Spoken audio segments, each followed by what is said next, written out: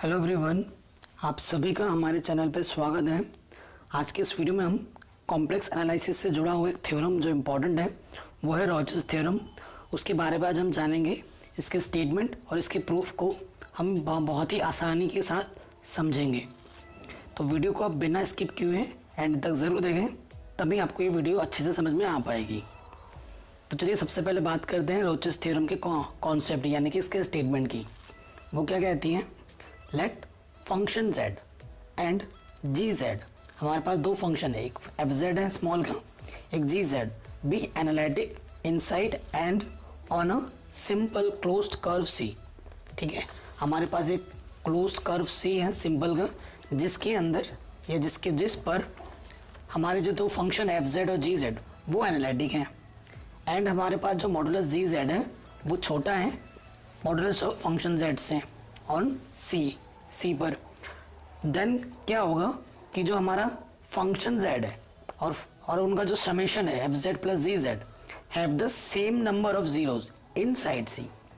क्या होगा, ये जो फंक्शन z है और ये फंक्शन z प्लस gz है, उनकी जो जीरोज होंगे इनसाइड c में सेम होंगे। ये हमें रोचर्स थ्योरम कहती है और ये हमें अब प्रूफ भी करना होगा। तो चलिए प्रूफ करते हैं। सबसे पहले हमको कुछ बातें इनमें मना करनी होगी, तो वो देखते हैं क्या होंगी।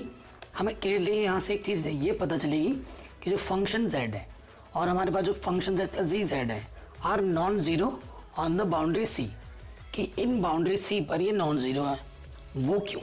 वो इसलिए क्योंकि if at some point a on c, किसी पॉइंट a के लिए c पर सपोज करिए एक पॉइंट हमारे यहाँ a है, इस पॉइंट के लिए हमारे पास क्या हो जाएगा, जीरोस के लिए क्या होगा, फंक्शन है हमारे पास क्या हो जाएगा, ज़ीरो हो जाएगा।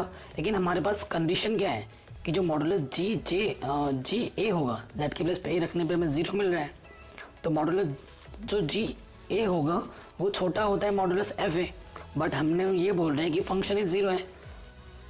ठीक है, उस हिसाब से हमारा जी ए क्या हो जाएगा, ज़ीरो, यानी कि दोनों इक्वल हो गए।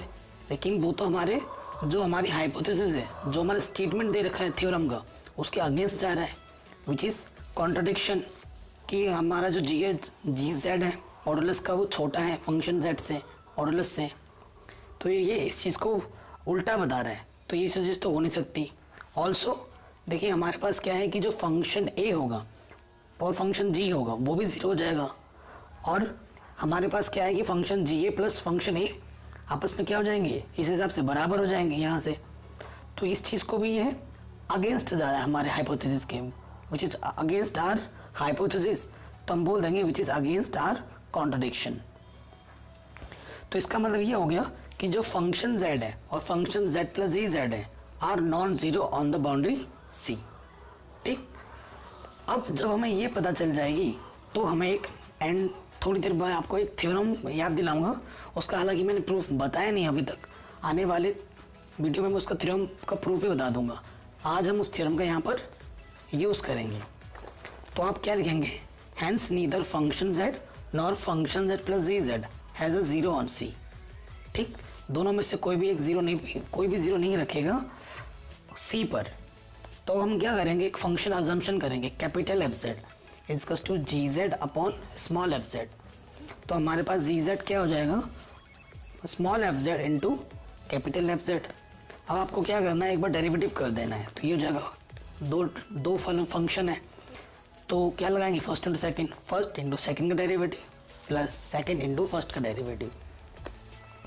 ठीक, देखिए अभी हमारे पास पता चला है कि जो फंक्शन z है और फंक्शन z प्लस gz है उनके पास ज़ीरो नहीं है c पर, कॉन्टूर c पर। तो हमें यहाँ पर एक थ्योरम का यूज़ करना है। अब हम क्या करेंगे, suppose m and n are the number of zeros of function z and function z plus gz। Function z का जो जीरोज है वो होगा m और इस वाले फंक्शन का जीरोज होगा n, inside and on c, inside और c पर इसके जीरोज ये होंगे। तो हमारे पास क्या हो जाएगा, जो फंक्शन z है और फंक्शन z प्लस gz है वो एनालिटिक हो जाएंगे, है ना, विद इन एंड c पर। तो अब आती है एक थ्योरम। वो थ्योरम क्या कहती है कि अगर आपके पास कोई फंक्शन है जो कि मेरोमॉर्फिक हो, inside and close contour c and has no zeros on c, ठीक है, अभी हमने बात की थी ना कि जो दो फंक्शन हमारे पास आ रहे थे, फंक्शन z और function z plus G Z, उनके कोई जीरोज नहीं थे सी पर। इसी के मद्देनज़र हम यहाँ पर इस थ्योरम का यूज़ करेंगे। तो क्या होता है, वो होता है 1/2 pi i integration contour C में F dash upon F dash Z D Z equals to the N minus P. N क्या होता है, एन होता है नंबर ऑफ जीरोस, पी क्या होता है number of poles inside C में। अब इसका हम यूज़ करेंगे।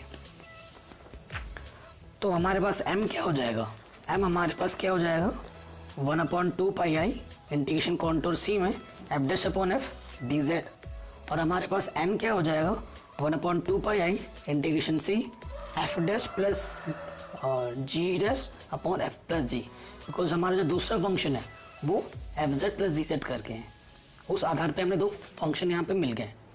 अब हमें क्या करना होता है, यहाँ पर क्या होता है n माइनस पी होता है इस थ्योरम में। तो हमें क्या करना है, n में से m को माइनस कर देना है, इस n में से m को क्या कर देना है माइनस। तो इसमें से इस पर माइनस करेंगे, चूँकि 1/2 पाई आई दोनों में सेम है तो हम क्या ले लेंगे कॉमन, अंदर क्या जाएगा इंटीग्रेशन सी, ये वाली वैल्यू यहाँ पुट करी और ये वाली वैल्यू मैंने यहाँ पुट कर दी। अब देखिए ये फंक्शन में है, ये जी में है, बट हमारे पास जी की वैल्यू ऑलरेडी है। जी की वैल्यू हमारे पास क्या है,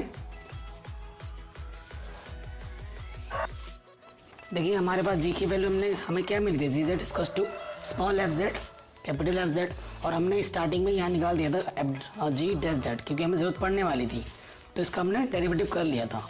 अब जब हम पुट करेंगे ना तो फंक्शन जेड के टर्म्स में नहीं लिखेंगे, सिर्फ स्मॉल एफ कैपिटल एफ के रूप में लिखेंगे। तो वो दोनों वैल्यूज हम उठाकर यहाँ पर रख देंगे, ये जी डैश के प्लेस पे और जी के प्लेस पे हम वैल्यू पुट कर देंगे। तो जब हम वैल्यूज पुट कर देंगे तो सारी वैल्यूज एफ के टर्म्स में आ गई। ओके, सारी वैल्यूज हमारी एफ के टर्म्स में आ गई। अब हम यहाँ से क्या करेंगे, देखिए यहाँ से हम कॉमन निकाल लेंगे एफ डैश, तो ये आ जाएगा 1 प्लस एफ, नीचे से भी क्या कॉमन है स्मॉल का एफ कॉमन है, तो ये आ जाएगा। इसके बाद आप क्या करेंगे कि अलग अलग ले लेंगे, साथ ही में इंटीग्रेशन भी अलग अलग ले लेंगे। तो यहाँ से देखिए 1 प्लस एफ कैंसिल आउट हो जाएगा, बचेगा इंटीग्रेशन में 1/2 पाई आई इंटीग्रेशन कॉन्टूर सी पर F dash upon F D Z. इसी प्रकार अगला वाला जो आ जाएगा वो होगा 1/2 pi i integration F dash upon 1 plus F D Z, और यहाँ से माइनस क्या हो जाएगा integration 1/2 pi i F dash upon F D Z. ये माइनस का है, ये प्लस का, ये क्या हो जाएंगे दोनों कैंसिल आउट, सिर्फ आपका ये बचेगा। ये एफ जो है आपका कैपिटल का है, इसे ध्यान रखिएगा, ठीक है।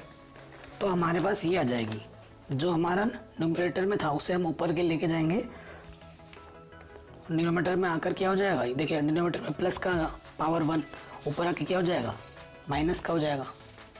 अब आपको क्या करना है, बाइनोमियल थ्योरम से इस वाले टर्म्स को आपको एक्सपेंड कर देना है। तो ये क्या हो जाएगा 1 minus F square minus F cube, ऐसे चलता रहेगा, ठीक है। और आपको ये पता है कि जो हमारा फंक्शन जेड का जो मॉडुलस है वो 1 से कम है, इस चीज़ को ध्यान में रखना है, ठीक है। तो उससे पहले मैं क्या करेंगे हम, अब हम अलग अलग टर्म का ले लेंगे, इस एफ से अंदर मल्टीप्लाई करके जो इंटीग्रेशन है वो हम अलग अलग ले लेंगे।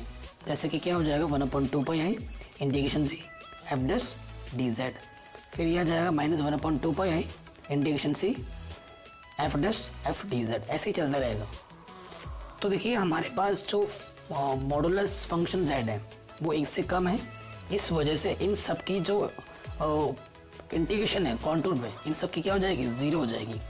ईच इंटीग्रल इज सेपरेटली 0, अलग अलग 0 हैं तो सारे जीरोस ऐड होके क्या हो जाएंगे 0, यानी कि n माइनस एम किसके बराबर हो जाएगा 0 के, यानी कि n इक्वल्स टू m आपस में बराबर हो जाएंगे। यानी कि आप क्या बोल देंगे, n आप किसके लिए मान रहे थे एफ जेड के लिए, m किसके लिए मान रहे थे F Z plus G Z के लिए। यानी कि हम ये बोल देंगे कि जो फंक्शन z और function z plus G Z है have the same number of zeros inside C, और यही आपका थ्योरम है। और एंड ऑफ द स्टेटमेंट में आप ये भी लिख सकते हैं जो आपके थ्योरम का स्टेटमेंट वो उसे भी आप प्रॉपर वे में लिख सकते हैं। तो आई होप ये थ्योरम आपको समझ में ज़रूर आई होगी। अगर किसी भी पॉइंट पे अगर आपको कोई डाउट हो तो आप कमेंट सेक्शन में पूछ सकते हैं। वीडियो कैसी लगी आप ज़रूर बताएं। अगर आप हमारे चैनल पर फर्स्ट टाइम विजिट कर रहे हैं तो मेक श्योर सब्सक्राइब ज़रूर करें, सब्सक्राइब करने के बाद बेल आइकन ज़रूर प्रेस करें ताकि मैं जब भी फ्यूचर में वीडियो अपलोड करूं आपको सबसे पहले नोटिफिकेशन मिल सके और हमें आपका सपोर्ट। वीडियो देखने का धन्यवाद। आपका दिन शुभ हो। जय हिंद।